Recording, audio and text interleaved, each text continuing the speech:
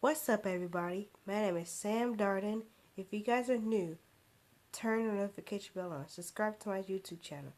And, what else? Comment down below.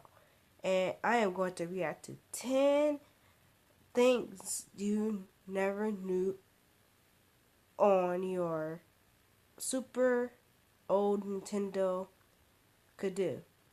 Let's do it. Super Nintendo, which, can you believe, is turning 26 years old come November 21st, 2017. In honor of its birthday, we will be discussing Wow. the Super Nintendo in some super detail. We're going Happy birthday, Super Nintendo. Now you're older than me. You're just turned 28, I think, this year. That's so cool. to look at 10 things you never knew your old Super Nintendo could do. Because if you didn't know them by now, you probably never know them, unless you watch this video. If you haven't clicked the like button, be sure to do so and subscribe to our channel. Let's get into it.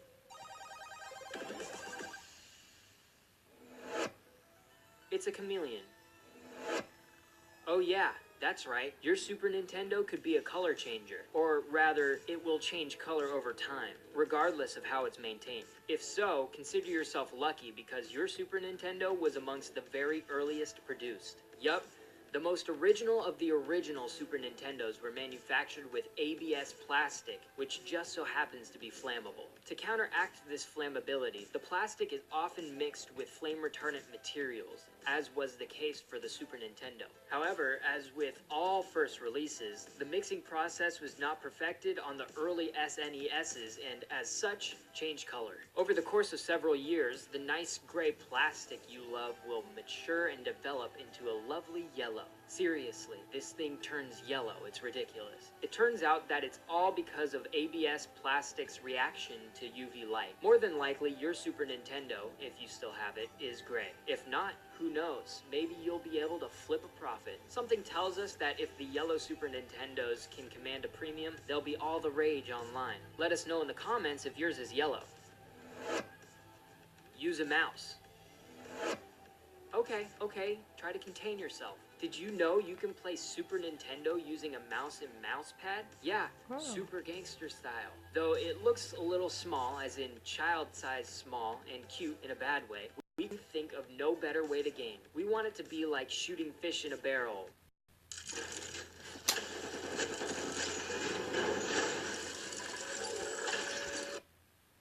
Really badly, but we suspect the mouse is absolutely awful. As you may have remembered, the mouse and mouse pad were originally released as a bundle package in combination with Mario Paint. It was made for Mario Paint, but it also worked for Acme Animation Factory, Doom, Jurassic Park, and Lemmings 2. Just to name a few. When looking at the mouse, it resembles all things 1990s. This thing just reflects a period in time where Home Alone type ingenuity was all the rage. In the end, the mouse and mouse pad were only a small scratch in the ridiculous peripherals for a gaming console. For example, take a look at the Super Scope 6 or the Zapper. If they were willing to produce those, you'd bet they'd produce a mouse and mouse pad. So big shout out to those brave creators and the innovations we hold so dear. The Super Multi-Tap. Now this may be a reason to repurchase a Super Nintendo, maybe several controllers and some games, because did you know that you can play with up to 5 players using the Super Multi-Tap? We didn't either. With 4 ports on the Super Multi-Tap and 1 remaining port available on the Super Nintendo, you get 5. And let's be honest, playing video games with your friends is the best way to play. There's always a time for serious gaming, but when you're just with your buddies, this is a great way to go. No subscriptions, no extra fees, just plug and play, baby. Initially, the Super Multi-Tap was a part of a bundle purchase to include Super Bomberman, but it was eventually sold as a standalone product. Perhaps most surprising, though, are the games you can play using the Super Multi-Tap. Get ready to be blown away. Using the Super Multi-Tap, you can play NBA Jam Tournament Edition, Super Bomberman 2, Secret of Mana, Smash Tennis, and Madden 95. Yeah, you heard that correctly. You can revisit classic sports games like Madden 95, Smash Wow, this is so awesome. I love this. Tennis, and NBA Jam with 4 of your best friends. Now is time to re-up. Play golf. Continuing on with this wave of enthusiasm, we present to you TV Golf, the only video golf game with swing. A digital golf club peripheral measuring a laughable 26 inches long. Who knows, with enough practice, you could end up playing with the pros. For those who don't know, an average male and average female are approximately 5 feet 10 inches and 5 feet 5 inches respectively. Meaning, a 26-inch golf club would be best suited for someone in the sub 5 foot range, around 4 feet 8 inches, which is the average height of a 10-year-old. But don't worry if you need a shorter club, because Nintendo has you covered. By also offering a length adapter, the TV Golf allows you to shorten the club. Who knew there's an adapter for anything? Genius. Maybe this game was just meant to be for kids, but who knows? The club could pair with any of their golf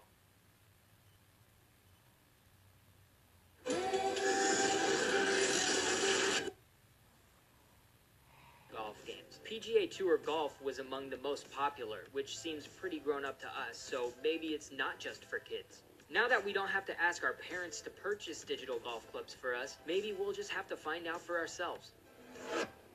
Play baseball. Another sports peripheral, the Batter Up, brought digital baseball bats to the Super Nintendo. In the mid-90s, baseball was all the rage, so it's not surprising this idea made it to the production line. Fan-favorite baseball games included Ken Griffey Jr. Presents Major League Baseball, Ken Griffey Jr.'s Winning Run, Super Baseball Simulator 1000, and Tecmo Super Baseball. And guess what?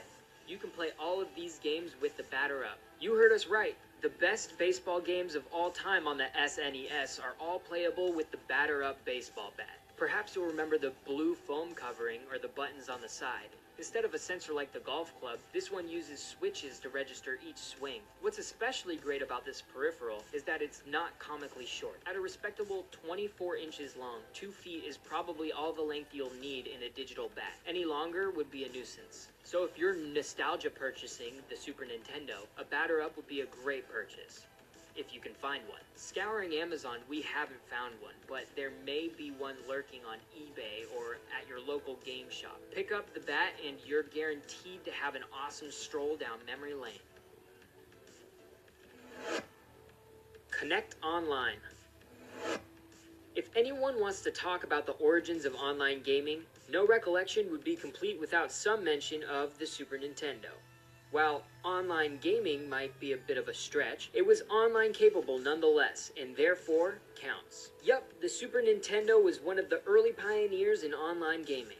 Not only that, but the Super Nintendo was also one of the earliest pioneers to use a subscription billing service similar to Xbox Live. With an attachment device known as Satellaview, this device was released by Nintendo to the Japan-only market. Players were able to connect to St. Giga, a satellite radio station where they could listen to music specific to the St. Giga network, and also download things like extra levels, game items, and full games specific to the network.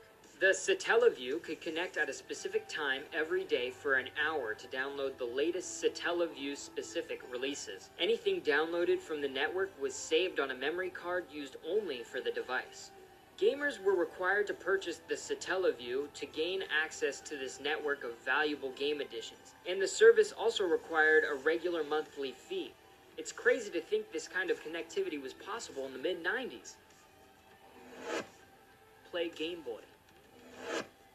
The Super Game Boy was an official add-on from Nintendo, designed to give players the ability to display Game Boy games on a television. It was the first time Nintendo developed a way to play Game Boy games off of the handheld device. The Super Game Boy looked almost identical to the Super Nintendo cartridge and featured a slot at Now that is so awesome. I love this.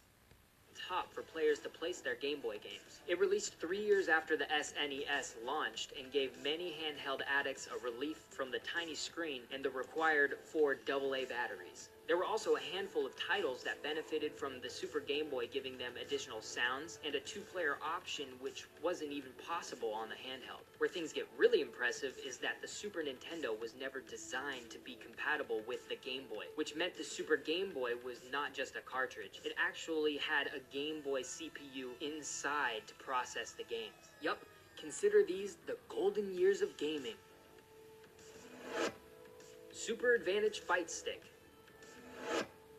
For the original Nintendo Entertainment System, Nintendo released an official fight stick called the NES Advantage. With Nintendo opting not to release a successor to the Advantage, the company Asaiware decided to manufacture one instead. Many believe this was an improvement to the original design. The Super Advantage fight stick gave fighting fans a whole new way to play titles like Street Fighter II, Final Fight, Mortal Kombat 2, Killer Instinct, and the Clay Fighter series. The controller had a slow button and featured sliders for things like speed and turbo options, which was in contrast to the NES Advantage, which used dials. Arcades were still largely popular during the mid-90s, and the Super Nintendo featured a large selection of popular arcade fighters. As such, the Super Advantage Fight Stick was the perfect addition to a gamer's growing SNES collection. A super advantage, if you will. So how do you up the nostalgia factor and dominate your friends on old systems? Simple. Get the Super Multitap and the Super Advantage Fight Stick. While they're all plugged into old controllers, you can whip this beast out and button mash to your heart's content. After all, you've got the power of an arcade in your hands. Game Genie. In the 1990s, the Game Genie was a console cheater's dream. Released for almost every console, the Game Genie allowed players to enter game-specific codes in order to unlock a plethora of game features, depending on the game. Often, these codes were in a little book some of you may remember. The Game Boy even had a special compartment to carry your cheat codes on the go.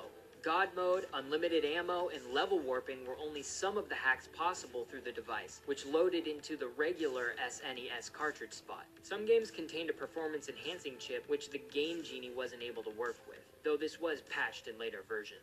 But if you thought Nintendo was cool with the Game Genie, you would be wrong. As in, completely wrong.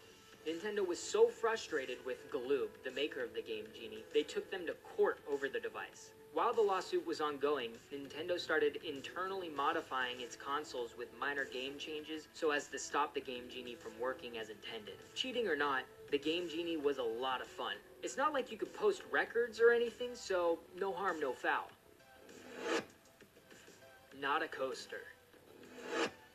We conclude this list with something we absolutely guarantee you did not know, unless you were working with Nintendo in the 90s. Have you ever noticed anything interesting about the original Nintendo design? Maybe how it was completely flat or the perfect spot for users to place their drinks during a marathon gaming session? They did. The original Nintendo featured a flat top design with the cartridges placed inside through the front of the system. As a result, Nintendo found out several gamers would place a large quantity of odd objects on top, namely beverages. Because of this, Nintendo figured the Nintendo Entertainment Systems would need to be serviced for drink spills. So, as a result, the designers of the Super Nintendo purposely designed a unit so it could not be used as a coaster. The reason Super Nintendo games load directly into the top of the system was to keep gamers from placing anything else on top of the console. So now you can see why your Super Nintendo Entertainment System is intentionally not flat, and they did this as a favor to you. Nowadays, they'd keep it flat and hope you spilled.